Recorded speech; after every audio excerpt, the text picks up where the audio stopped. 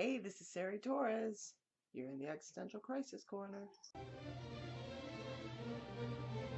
This is the first of what I hope to be many book reviews here on the Existential Crisis Corner. Today I will be reviewing Of Fire and Stars by Audrey Coulthurst. This was released in November of 2016 and is in the genres of YA romance and epic fantasy. What you should know is this is first and foremost a romantic novel. It's got a lot of varying genres mixed in, a lot of epic fantasy, a little bit of mystery sprinkled in, but it does seem that the romance is sort of the through point of the novel that guides us forward, like a rider on a horse, if you will. Now, don't get me wrong, the fantasy elements in this are good. It's got a lot of fantasy in it. I'd say it's like 60-40, 60% romance, 40% fantasy, if you want to look at it that way. But if you're looking for like a fantasy that happens to have a romantic subplot, this isn't that. And that's perfectly okay with me. I'm usually not into romantic books, but the romance in this was so well written. The fantasy parts of it backed up that romance so well that I found myself thoroughly enthralled by this story. The story revolves around Denna, who is a princess, who is betrothed to a prince from a different kingdom in order to make a sort of treaty between the two kingdoms, and Mare, who is the sister of said prince, and who is to teach Denna horseback riding. And of course, the plot gets much more complicated than this, and Denna and Mare eventually fall in love and find themselves in the weird sort of situation where she's betrothed to him, but she's in love with his sister. You know, usual stuff. To make matters more complicated, Denna's got this crazy magic firepower that if the kingdom found out about it, they would pretty much want her dead. So there's that. Before I started reading this, I kind of thought of it as like a sort of lesbian Frozen, where like the to-be queen has this magical power that she doesn't want the kingdom to find out, or they're gonna want to kill her. But then she has to like be sustained by the love of this other lady, which isn't her sister in this case, it's actually her lover. And like a magic user feeling alone in her powers, in a world where magic is to be feared, and she's supposed to become queen one day, so she's in a little bit of a pickle. I found it very interesting that the world that Coulthurst has made here, it's a world where homosexuality isn't exactly frowned upon, but it's not really seen as the standard of love as heterosexuality is. It seems like this might be what our world's heading towards, which would definitely be better, but it's still not perfect.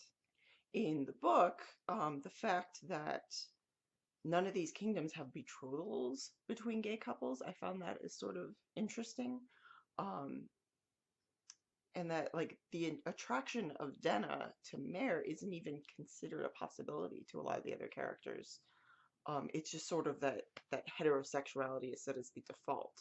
And it's not that homosexuality is bad, it's just not the default. Even though the novel is in this sort of pseudo-progressive setting, there are parallels that are presented, I think, to homophobia in our own time and world.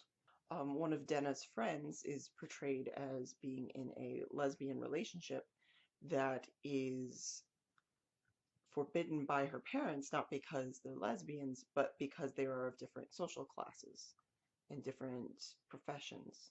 And of course, Denna is forbidden to be in a relationship with Mare because she is betrothed to the prince.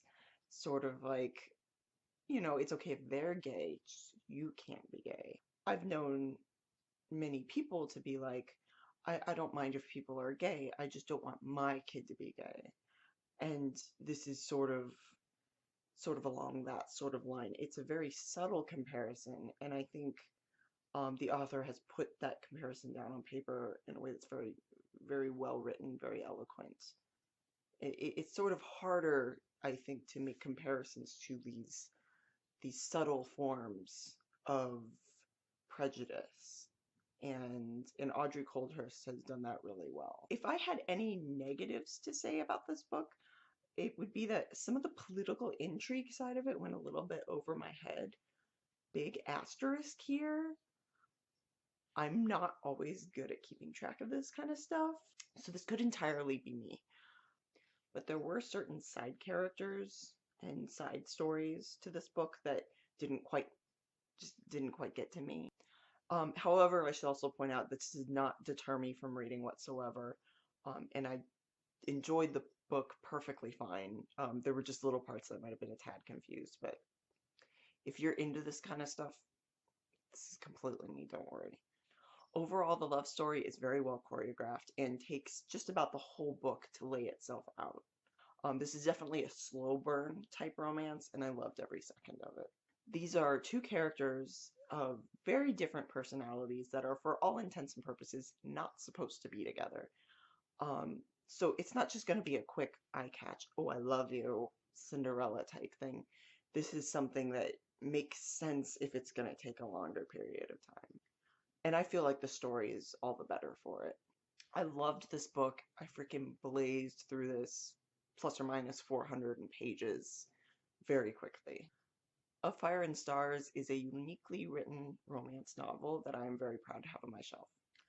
If you love a good romance story with fantasy in it as well, political intrigue, and lots of pretty, pretty horses, then Of Fire and Stars is definitely for you. Thank you for watching my first review. Please like or subscribe if you want to see more of the Existential Crisis Corner, or follow me on Twitter at Sari_Torres. I am currently in the self-publishing process. My book, Bubblegum, should be out late 2017, I'm hoping. So please keep an eye out for that. And this has been the Existential Crisis Corner. Stay weird.